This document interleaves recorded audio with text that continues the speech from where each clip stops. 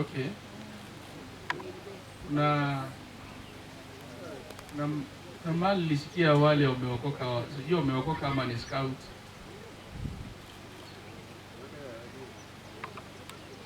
Anasema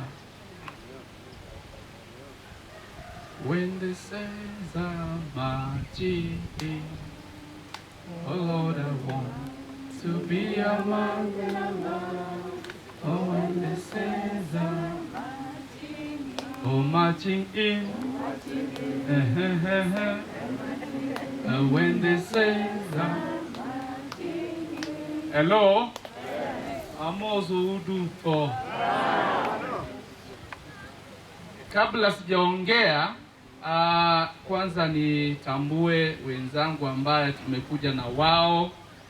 Nimekuja na timu kubwa, timu ambaye ndio polisi.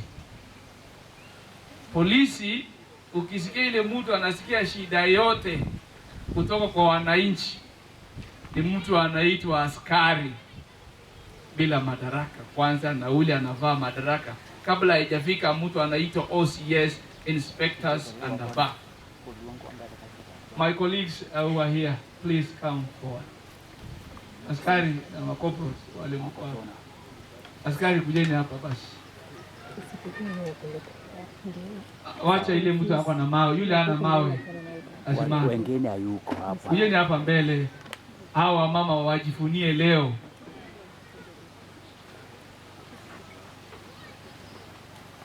Hii ndio jeshi la polisi. Hii askari ndio injini ya polisi. Ikitaka kuharibu kazi ni huyu. Ikitaka kutengeneza kazi ni huyu. Yule mtu anapigwa na raia ndio huyu. Yule mtu anagongwa mawe ndio huyu. Lakini leo hapa, I want to celebrate these people before you.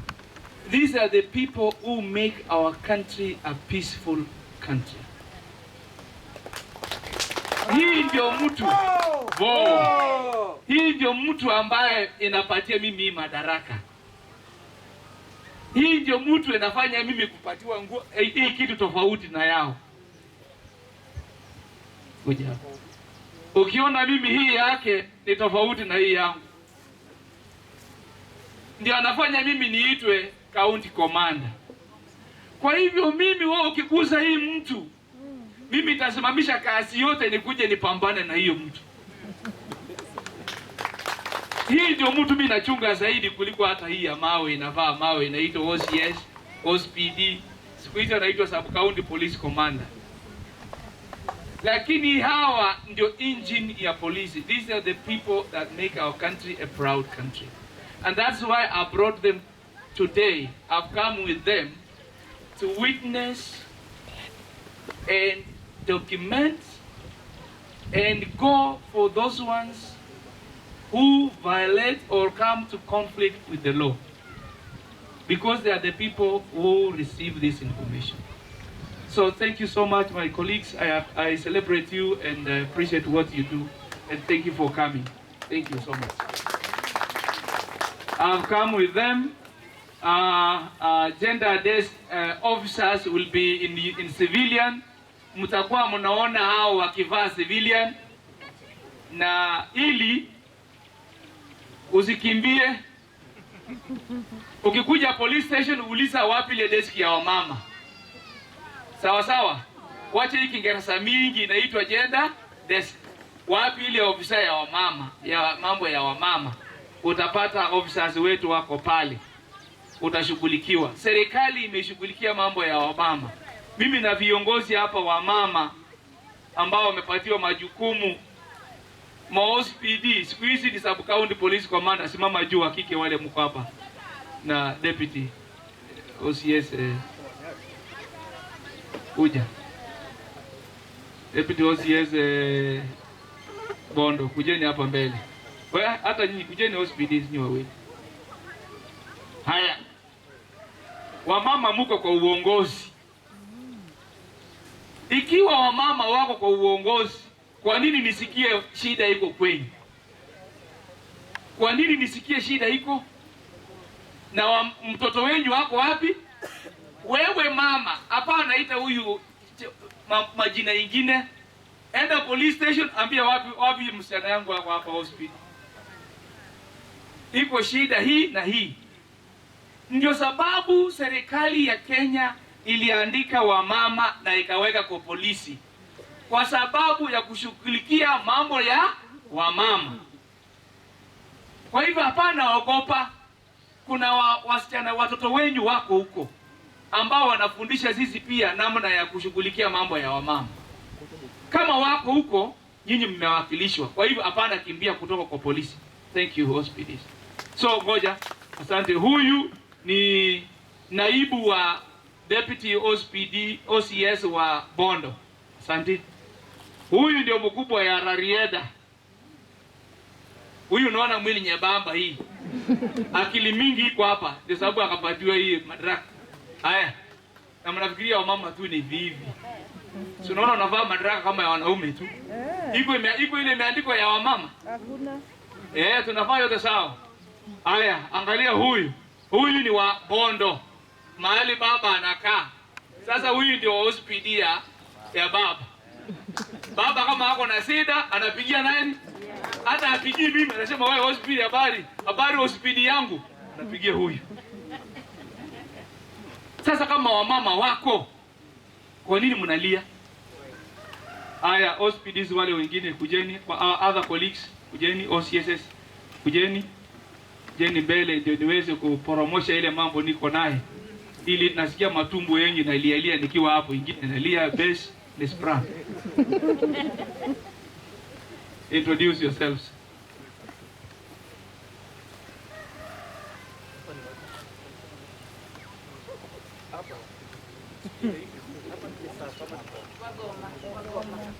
Habari wote ya Wagoma.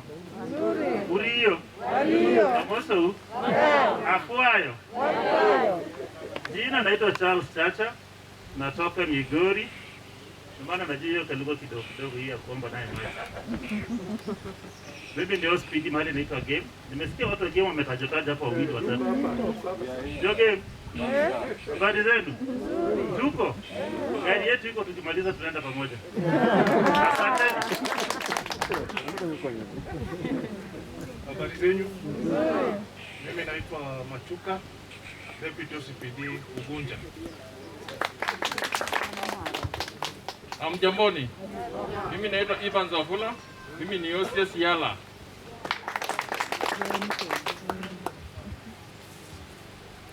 Habari zenu?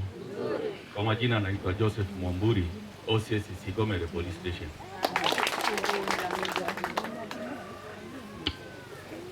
Habari zenu? Nzuri. Kwa majina naitwa Crispin Nyaga Ifara, ambayo ni OCS wa mahali kunaitwa Usenge Police Station. Tumepakana na watu wa Budalangi. Thank you very much. Karibu. Habari zenu? Nzuri. Naitwa Patrick Zukaloa, OCS Atala Police Station. Asante. Amjambo. Jambo tena. Mimi naitwa Inspector Osborne Omega, Deputy OCS Ugunja Police Station. Amoso urudoto. Mimi naitwa Francis Amugune, nikiwa Deputy OCS Ram Police Station. Barikiwe. Asanteni sana, mweza keti. Basi niruhusu ni watambue kushukuru. I want to take this opportunity to thank Rona Foundation Director, Rona coordinators and officials, KSA officials, ndugu wangu hapa Pastor who is also a mediator, machifu wetu ngao mali wale mko hapa. Mimi nimefurahi sana kusikia kuona nambari kubwa ya machifu wako hapa. And that's what I will share with the county commissioner. That when I went there, I will take that message. That indeed, kama singepata nyinyi hapa, tungelima nyinyi kiboko. kombe amujui ile kitu inaendelea kwa kijiji yenu, lakini mmekula bahati. I will take that message strongly. Please to celebrate you guys for standing with women here, and that is to say you are concerned and uko kwa mahali unafanya kazi yako pasavyo. Ukipata chief ajui hayuko mahali vitu kama hii hiko, question his ability to address issues in the community. My colleagues, my chiefs, my sub-county police commanders, OCSs, I have the following. Nimejifunza mengi sana na wamama ambao walikuwa hapa. Mimi sikuwa najua there is part of cleansing. Yani mpaka mama aende afanyiwe mila ndio awe safi, ndio ndume ingine ingie apate Kenya iko safi.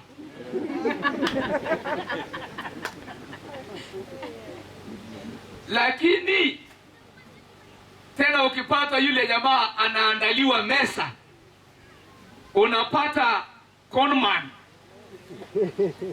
mtu hatari, anafilisi Kenya. The person who comes to corrupt, steal from our country, inchi ya serikali, sini mama. Sasa unakuja kuharibu injini ya inchi. Mama, the only tool that will cleanse you is Jesus. Go to church. You would die. Chase those men when you go to church wanasema hakuoshwa kienyeji kwa hivyo hatutaki. Chase them away. Go to the Bible and it will save you. Forget this thing.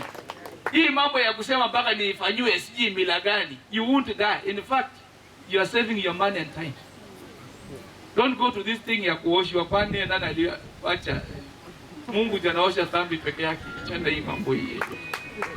You won't die.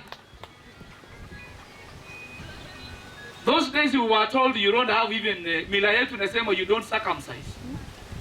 But we circumcised ourselves, we went, but we are still here mpaka tukapata promotions where we are.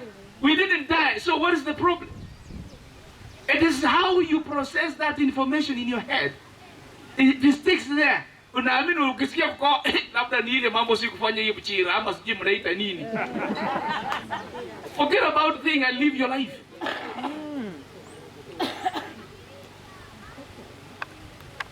Heshima ilienda wapi kwa community? Heshima ya kuheshimu wa mama. Respect for women. Where did it go? Where did it go? We lost it. When you go and if what so here is what is being practiced here, then it is a time bomb. My sister Rose did put it well, that a widow is a dangerous person. She is a dangerous person because she will come for revenge. Women will remain here and you won't see a man here wakiamua iwatu. So men, let's take care of these people. Wastumalise. The only way to disarm these people is to come for the help. Support them. Wastumalise. And I'm told there are widows here. Quite a number of them. Wanaume hapa ni wachache. It is because of that mentality we have. Kiburi na pride na ujinga mingi kaingia kwa kichwa. Mimi, sisi hatuko werefu. We are not wiser than you people. It is only that we use that to intimidate women. Hakuna mwanaume hapa tukiwa darasani. You ask your sister, your daughter here. Ukiuliza huyu dada yangu wangapi yeye alishinda hata huko akiwa class.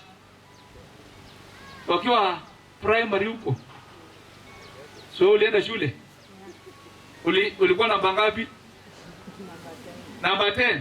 Wanaume wangapi walikuwa nyuma yako? Na kwa nini walikuwa nyuma?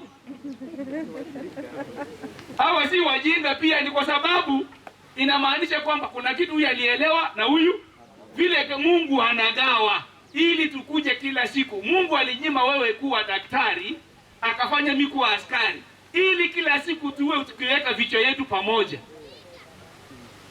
God did that work intentionally. Kunyima wewe hii akapatia huyu, ili huyu aweze kumtafuta mwingine, waweke vichwa pamoja. Ikiwa tungekuwa wote mapasta, wafuasi wangekuwa wapi? Tungekuwa wote maaskari, mhalifu angekuwa wapi? Tungeshika nani? Watu wengine wanaomba mkosaji awe kama wazee wa mtaa, wanaomba mkosaji awe ndio waitwe wafanye kesi wapate kitu ya kukula. Kuna wale wanaomba widows wawe ndio waweke majerekani huko, wanaongoja wamama wakuja wapige teke. Wamama usiku muibe hiyo majerekani muende mchome ili wasiwe huko. Mnyiwe wakazi ile wananoa pale wanafanya mazoezi wakiongoja widow moja apatikane. That's bad. Nyinyi askari, kumbe mlifanya vizuri kuja hapa. Sio ile kitu mnaandika peke yake.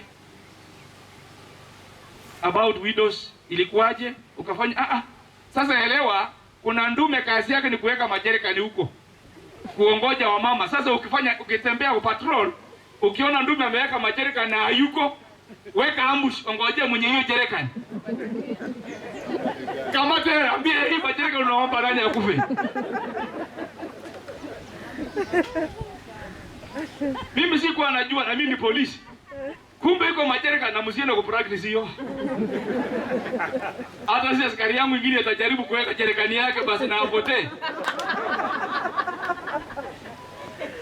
Alafu unaongoja mama afanye nini? Agonge na utaitisha pesa leta 3,000. Na atoe wapi? Kuna wale kazi yao ni biashara au colleagues. Iko biashara hapo ya kuweka jerekani. Si kwa sababu wana nia nzuri. Hawana nia nzuri na hao mama. Kazi yao ni kufilisi wa mama, alafu baadaye anarudi kwa familia yake. Uliona akapeleka 2,000, akapeleka wapi? Huko nyumbani. Mara ya mwisho mama aliwachwa peke yake. Huyu hata mama anaweza nyang'anywa ardhi.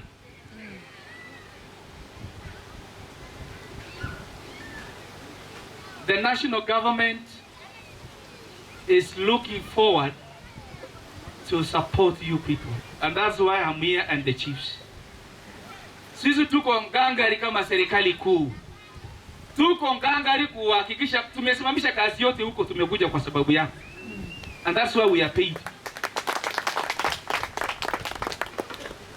That's why we are paid. We went for this partnership because it's the core mandate of the government.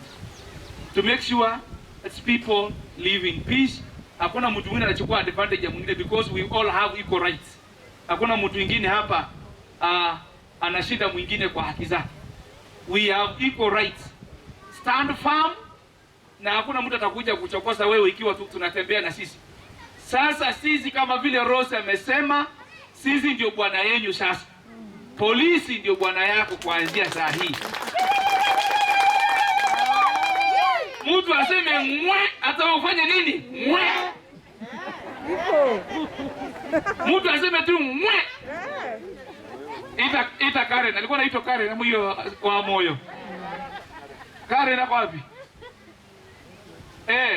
Akisema mwe, Karen kuja.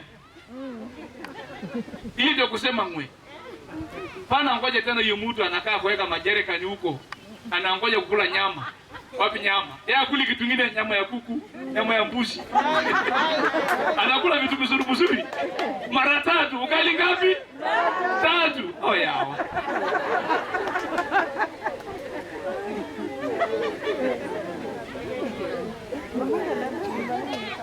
The law will restore back your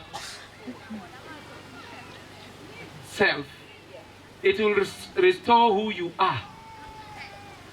The law will give you hope.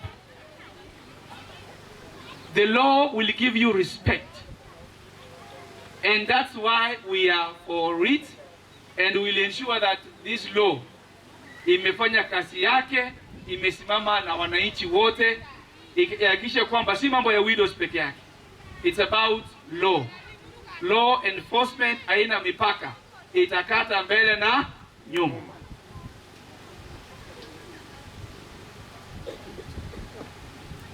Utiifu wa sheria utaleta maendeleo. Najua kuna mambo mengi nyinyi hufanya. Polisi wanafunga macho, saa zingine iko siku walishika mama kama huyu anashika na pombe mingi. Alafu baadaye kuliko kupeleka mama wakamwaga pombe na wakawacha hapo. We must look for an alternative to livelihood, ili tusije mkagongana na watoto wetu hapo kwa mambo ya pombe.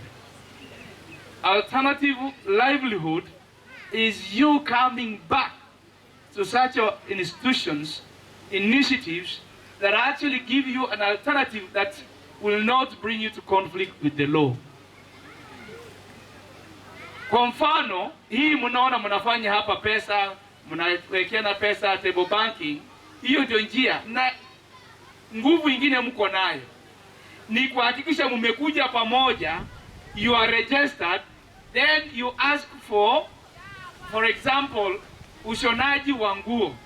Mujifunze kushona nguo. Sehemu kama hii, muweke hapa mahali mnashona nguo.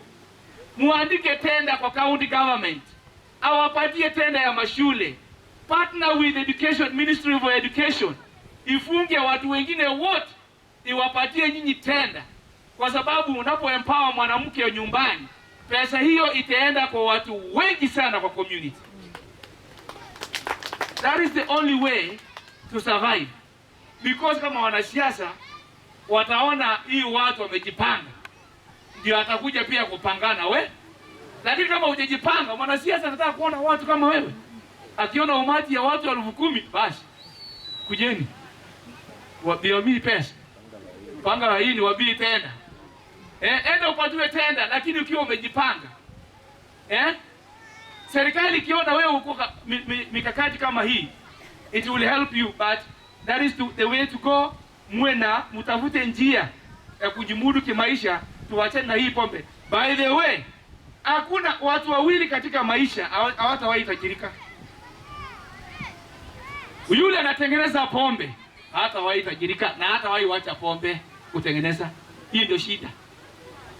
Na yule mtu anachoma makaa, huyo mtu wa makaa hatawahi tajirika. I've had some at home, wamekata miti, wapo tu hapo, hawajawahi